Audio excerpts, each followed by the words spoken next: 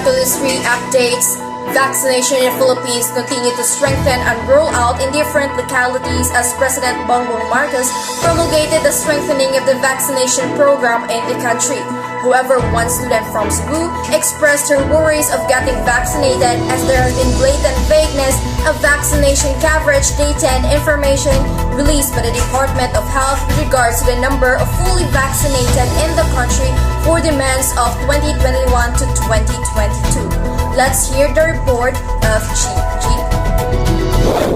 Philippines, like any other countries, continue its mass immunization program in response to the COVID-19 pandemic in the country. While there are lots of Filipinos who get vaccinated, many of them are still worrying if they will get vaccinated, especially that there has been missing points and lapses with regards to vaccination coverage, data and information released by the Department of Health, wherein there are particular months from 2021 to 2022 where there are no available data at all. If to remember, the rolling out of vaccination started during the Duterte administration where the Philippines received vaccines from the Chinese government. As time goes by, vaccines constitute the larger part of the health budget. Vaccination campaign continues to be within the reach of the communities as citizens set appointments in the local governments and barangays to get the vaccination. Millions of Filipinos joined the campaign, receiving the first doses, second dose, and recently the booster shots. President Marcos, in a conference, encouraged Filipinos to get vaccinated, although the COVID-19 cases is reducing in the country. Luckily, when we should not look at the number of COVID cases in the same way.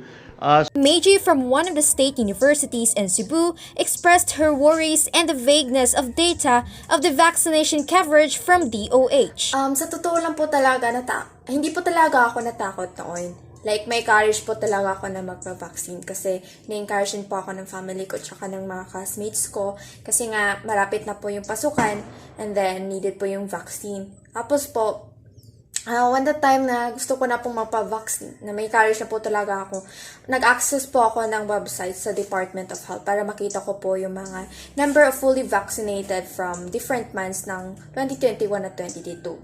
Tapos nakita ko po na, may mga lapses po, like, mga missing points na, like, may mga months po na walang data na available, like, walang number of fully vaccinated sa month na iyon, like, sa January po, wala. Tapos sa February and March, mayroong available na data. Tapos sa July and August naman, wala na naman po. Tapos sa September, meron na naman pong available data. Tsaka sa November, yun po. Tapos yun po yung nag-influence sa akin na matakot. Kasi parang para sa akin, hindi trusted yung results o mga data na available sa DOH. Kasi may mga months talaga na walang available na data. Hindi ko alam kung ilan kaya yung fully vaccinated dito sa month na ito. Kaya natakot po ako dun. However, the director of Pulse Asia Research, Emmanuel Estijas, instigated that there is no problem if there are months that have no data available because there are mathematical techniques to estimate the number of fully vaccinated in that particular month.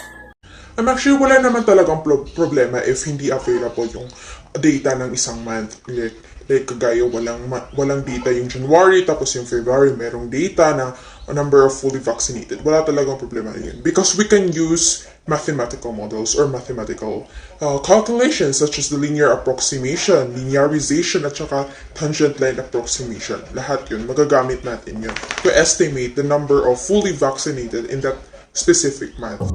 From the website of DOH, we can see that there is available number of fully vaccinated individuals in the months of January, March, May, July, September, and November 2022, with 62.09 million for January, 64.22 for March, 66.15 for May, 68.31 for July, 70.14 for September, and 71.5 for November. According to DIOS, if one is interested to find, for example, the number of fully vaccinated as of August 2022, where it is not available in the data information, one can use linear approximation to estimate the number of fully vaccinated Filipinos in the month of August.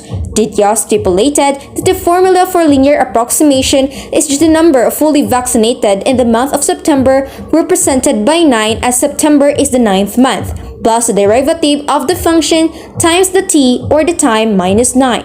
Since the number of vaccinated individuals in September is 70.14 million, then that is the value of v of 9. And then now it is now need to find the derivative of v of 9. To find the derivative according to the JOS, it is crucial to get the average slope of the second lines, where July 2022 connecting to September 2022 is the first second line, and the November 2022 connecting to September 2022 the other second line, which is 1.595. As a result, the linear approximation is 70.14 plus 1.595 times t minus 9. The JOS illustrated is interested in finding the number of vaccinated people in August. He or she just to have input 8 replacing the t in the linear approximation, where 68.545 million is the estimated or approximated number of fully vaccinated as of August 2022. The JOS encourage everyone to illustrate the calculation through a graph, where one can see that the function is close to the tangent line, and as long as the x or a is close to the available data, then it can be a good approximation. It is also added that the linear approximation is important, as there are other functions that are hard to calculate, and linear approximation is one of the strategies to come up an answer. In the previous example, one can also use the month of July to approximate the number of fully vaccinated in the August 2022 and not just the month of September 2022. This is G. Back to you, May. And those are the details of our breaking news this afternoon. Stay tuned for more news and information later at 7 p.m. after Ang Provinciano. This is May on Calculus 3 Updates.